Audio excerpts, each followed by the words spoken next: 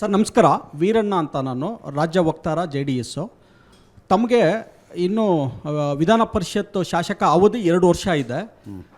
ವಿಧಾನಸಭಾ ಕ್ಷೇತ್ರದ ಅವಧಿ ನೀವು ಎಲೆಕ್ಷನ್ ನಿಂತರೂ ಕೂಡ 3.5 ವರ್ಷ ಸಿಗುತ್ತೆ. ಆದರೂ ಕೂಡ ತಾವು ಯಾಕೆ ನಿಲ್ಲಬೇಕು ಅಂತ ಇದ್ದೀರಾ?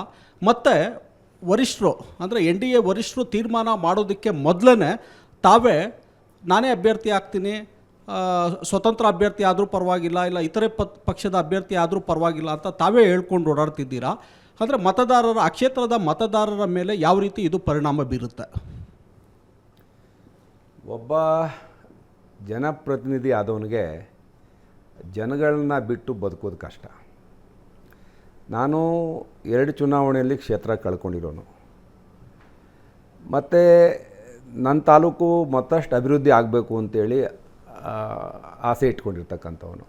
ನನ್ನದೇ ಆದಂಥ ಒಂದಷ್ಟು ದೂರದೃಷ್ಟಿ, ಅಭಿವೃದ್ಧಿ ದೃಷ್ಟಿಯಿಂದ ನನ್ನದೇ ಆದಂಥ ಒಂದಷ್ಟು ಕನಸುಗಳನ್ನು ಕಟ್ಕೊಂಡಿದ್ದು. ನನ್ನ ಬ್ಯಾಕ್ಗ್ರೌಂಡು ಸಿನಿಮಾ ಆಗಿರ್ಬೋದು, ನಂದು ಕನಸುಗಳ ಮುಖಾಂತರನೇ ಇಷ್ಟೆಲ್ಲ ಮಾಡಲಿಕ್ಕೆ ಸಾಧ್ಯ ಆದದ್ದು. ಹಾಗಾಗಿ ನಾನು ಮೊದಲಿಂದನೂ ಅದನ್ನು ನನಗೆ ಬೇಕು ಅಂಥೇಳಿ ನಾನು ತಪ್ಪೋ ಸರಿನೋ ಹಿಂದೆ ಮುಂದೆ ನೋಡ್ದೇ ನನ್ನಲ್ಲಿ ಬಂದಂಥ ಭಾವನೆ ಅದು. ಅದಕ್ಕೆ ನೀವು ಬೇರೆ ಬೇರೆ ಚೌಕಟ್ಟಲ್ಲಿ ಯಾಕೆ ಕೇಳಿದ್ರಿ ಅಂತಂದರೆ, ಬೇಡ ನೀವು ಕೊಡಲ್ಲ ಅಂದರೆ ನಾನೇನು ಮಾಡೋಕ್ಕಾಗಲ್ಲ, ಬಲವಂತ ಏನೂ ಮಾಡೋಕ್ಕಾಗಲ್ಲ.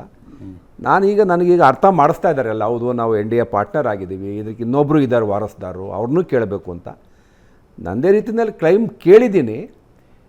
ಆ ಒಂದು ತುಡಿತ ನನ್ನಲ್ಲೂ ಇದೆ ಮತ್ತು ನನ್ನ ಜನಗಳಲ್ಲೂ ಅದೊಂದು ಹಂಬಲ ಇದೆ, ಯೋಗೇಶ್ವರ್ ಮತ್ತೆ ಬಂದು ಕೆಲಸ ಮಾಡಬೇಕು ತಾಲೂಕಲ್ಲಿ ಅಂತ. ಆ ದೃಷ್ಟಿಯಿಂದ ನಾನು ಕೇಳಿದ್ದೀನಿ. ಅದಕ್ಕೆ ಪಾರ್ಟಿ ಹೈಕಮಾಂಡ್ ಹೌದು ನಾನು ಇನ್ನೂ MLC ಇದ್ದೀನಿ, ಬೇಡ ಬೇರೆ ಬಟ್ ಇನ್ನೊಂದು ನನಗೆ ಆತಂಕ ಏನಂದರೆ, ಇದು ಕಾಂಗ್ರೆಸ್ ಪಾಲಾಗಬಾರ್ದು ಮತ್ತು ಇದು ನಮ್ಮ ವಿರೋಧಿಗಳ ಕೈ ಸಿಗಬಾರ್ದು, ನಾವೇ ಉಳಿಸ್ಕೋಬೇಕು ಅನ್ನೋ ಒಂದು ಆತಂಕನೂ ನನಗಿದ್ದುದರಿಂದ ನಾನು ಈ ಎಲ್ಲ ಒಂದು ರೀತಿಯ ಪ್ರಯತ್ನಗಳು ನನ್ನ ಬಾಯಿಂದ ಮಾತುಗಳು ಬಂದಿರ್ಬೋದು. ಬಹುಶಃ ಈಗ ಅಂಥದ್ದು ಒಂದು ಅಂತಿಮ ಹಂತಕ್ಕೆ ಬಂದಿದ್ದೀವಿ. ಇನ್ನೊಂದು ವಾರ 15 ದಿವಸದಲ್ಲಿ ಚುನಾವಣೆ ಡಿಕ್ಲೇರ್ ಆಗ್ಬೋದು. ನಮ್ಮ ವರಿಷ್ಠರು 2 ಪಕ್ಷ ಏನಾಗುತ್ತೆ, ಈಗ JDSನವ್ರು ಹೇಳ್ತಾರೆ ಸಾಮಾನ್ಯ ಕಾರ್ಯಕರ್ತರು ಒಬ್ಬರಿಗೆ ಕೊಡ್ತೀವಿ ನಾವು ಅಂತ. ಏನಾಗುತ್ತೆ ಕಾರ್ಯಕರ್ತರು ಒಬ್ಬರಿಗೆ ಕೊಟ್ಟರೆ? ಅಲ್ಲ, ಅವ್ರಿಗೆ ಏನಾಗಲ್ಲ ಸರ್. ಚುನಾವಣೆ ಅಂದಮೇಲೆ ಈಗ ಇದೊಂದು ಮಾಮೂಲಿ ಚುನಾವಣೆ ಅಲ್ಲ.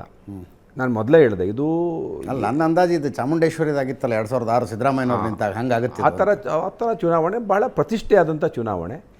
ಅದಕ್ಕೆ ನಾನು ಕುಮಾರಸ್ವಾಮಿಯವರದ್ದು ಅದನ್ನೇ ರಿಕ್ವೆಸ್ಟ್ ಮಾಡ್ತಾಯಿದ್ದೀನಿ. ನಾವು ಆಯಿತು ಕಾರ್ಯಕರ್ತರಿಗೆ ನಾವು ಕೊಟ್ಟು ಹೆಚ್ಚು ಕಡಿಮೆ ಆದರೆ ನನಗೂ ಇಲ್ಲ ನಿಮಗೂ ಇಲ್ಲ ಹಂಗಾಗತ್ತೆ. ಇದು ಒಬ್ಬರು ಸೋಲಾಗಲ್ಲ, 2 ಪಕ್ಷದ್ದು ಸೋಲಾಗುತ್ತೆ. ಸೋಲಾಗಬಾರ್ದು, 2 ಪಕ್ಷಕ್ಕೂ ಗೆಲುವಾಗಬೇಕು. ಇದು ಮುಂದಿನ ರಾಜಕೀಯ ದಿಕ್ಸೂಚಿ ಆಗಬೇಕು ಅಂತೇಳಿ ನನ್ನ ಹಂಬಲ ಅಷ್ಟೆ. ಅದಕ್ಕೆ ನಾನು ಅಷ್ಟೊಂದು ಅಡ್ವಾನ್ಸ್ ಆಗಿ ನಾನು ಕೇಳ್ಕೊತಾ ಇರೋದು. ಅಂದರೆ DK ಶಿವಕುಮಾರ್ ಅವರು ಭಾಳ ಸಾರಿ ಬರ್ತಾ ಇದ್ದಾರೆ, ಆ್ಯಕ್ಟಿವ್ ಆಗಿದ್ದಾರೆ, ಕೆಲಸ ಮಾಡ್ತಾ ಇದ್ದಾರೆ. ಈ ವಾರಕ್ಕೆ 2 ದಿವಸ 3 ದಿವಸ ಬೇರೆ ಬೇರೆ ಪ್ರೋಗ್ರಾಮ್ ಹಾಕೊಂಡು ಬರ್ತಾನೆ ಇರ್ತಾರೆ.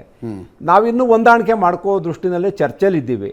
ಆದಷ್ಟು ಬೇಗ ಹೇಳಿ ನಾವು ಕಾರ್ಯಪ್ರವೃತ್ತರಾಗಬೇಕು ಅನ್ನೋದು ನನ್ನ ಉದ್ದೇಶ ಅಷ್ಟೇ. ಓಕೆ, ಅಂದರೆ ನೀವು ಡಿಸೈಡ್ ಮಾಡಬೇಕು, ಟಿಕೆಟ್ ಸಿಗುತ್ತಾ ಅಥವಾ ಪಕ್ಷೇತರ ಸ್ಪರ್ಧೆ ಮಾಡೋದಂತ ನೀವು ಡಿಸೈಡ್ ಮಾಡಿ? ಇಲ್ಲ ಸರ್, ನಾವು ಇಬ್ಬರು ಸೇರ್ಕೊಂಡಾರು ಡಿಸೈಡ್ ಮಾಡಬೇಕಲ್ಲ ಸರ್.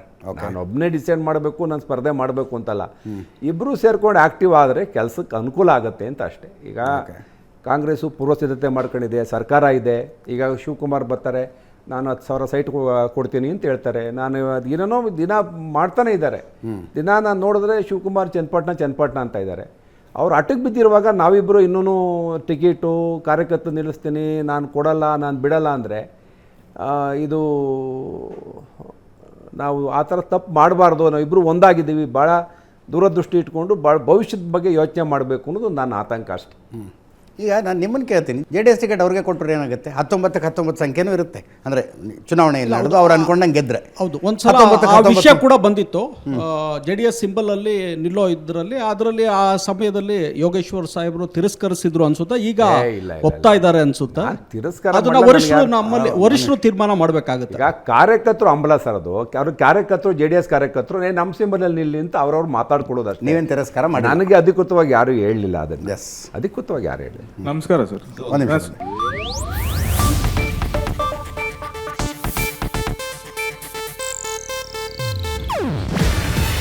ಇದು ಏಷ್ಯಾನೆಟ್ ನ್ಯೂಸ್ ನೆಟ್ವರ್ಕ್ ಪ್ರಸ್ತುತಿ. ನೀವು ನೋಡ್ತಿದ್ದೀರಾ ಏಷ್ಯಾನೆಟ್ ಸುವರ್ಣ ನ್ಯೂಸ್.